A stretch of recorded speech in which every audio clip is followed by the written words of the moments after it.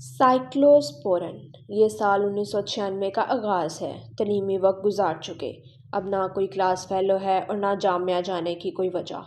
Pharmacy से फारिग तहसील होने के बाद वक्त के इशारे पर ज़िंदगी के अयाम गुजर रहे थे। कई बैरून मुमालिक सफ़र अदम दिलचस्पी या दिल की धीमी आवाज़ पर तर्क कर चुके थे। जहाँ जाने की कुछ ख्वाहिश थी, वहाँ के लिए भी रस्मी कार्रवाई करके सब कुछ गैप पर छोड़ रखा था। इत्मीनान बला का था। धड़ाधड़ नौकरियों की पेशकश हो रही थी। जहाँ दरख्वास्त देते वो बुला लेते, गुफ्तगू के बाद नौकरी करने का कहते। खैर किस्सा मुख्तसर, एक 5 स्टार होटल नुमा हस्पताल की इमारत में हमने पहली ट्रेनी फार्मासिस्ट की हैसियत से दाखिल होने की पेशकश कबूल कर ली। ज़ेर तरबियत माहिर अदविया की हैसियत में नज़र सानी के लिए पहुँचने वाला पहला नुस्खा हो या पहली पेशरवां तब्बी साइंसी गुफ्तगू की महफिल हो, दर हकीकत अद्वियाती दुनिया में हमें महसूस होने वाला पहला चैलेंज जिस्म के दिमागी निज़ाम को मफलूज करने की सलाहियत रखने वाली दवा साइक्लोस्पोरिन थी।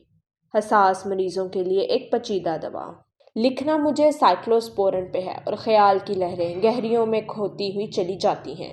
जब भी किसी के गुर्दे तब्दील करके दूसरे लगाए जाते हैं तो वसूल करने वाले दूसरे के गुर्दे को दुश्मन समझकर इसके खिलाफ काम शुरू कर देता है। ये जिस्म का खुददार हिफाजती निज़ाम है। ये मामूली सी दवा साइक्लोस्पोरिन इस मुज़ाहमत को काबू में रखती है और इसी तरह ये दवा मुस्तकिल खानी होती है।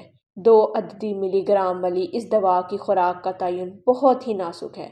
कम हो गई तो जिस्म नए गुर्दे को रिजेक्ट कर देगा और ज़्यादा हुई तो जिस्म माहौल में मौजूद खामोश मुफाद परस्त जरासीम चीर फाड़ करेंगे। 1983 में दवा का महलूल आया था और 1990 में दवा कैप्सूल की सूरत में आई थी। 1995 में इस कैप्सूल में कुछ इजाफी तरमीम करके आसान बनाने की कामयाब कोशिश की गई थी।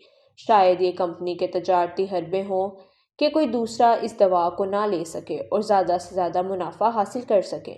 मुझे याद है कि बचकाना जहन के साथ हम इसकी तदबीर पढ़ने और समझने के लिए ताबत रहे। कंपनी की मालूमात कंपनी के मफाद में पेचीदगी से लिखी गई थी। खैर हम भी इस अच्छी खासी दस्तियाब मालूमात जमा कर चुके थे।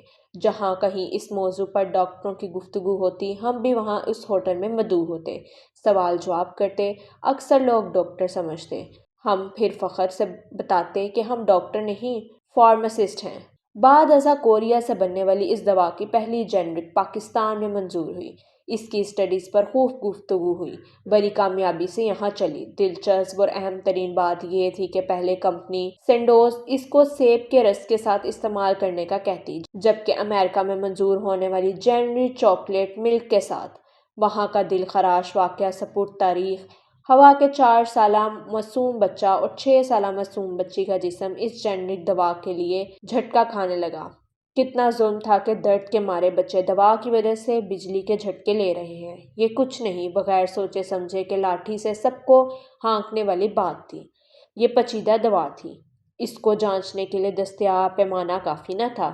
ये चंद लाइनें लिखना चाह रहा था, शायद कि अदविया साज अहबाब इससे कुछ समझ आए। इस बाप से पूछें जिसने हाथ से दवा पिलाई हो और उस ही की गोद में बच्चा दवा पीने के बाद तड़प रहा हो।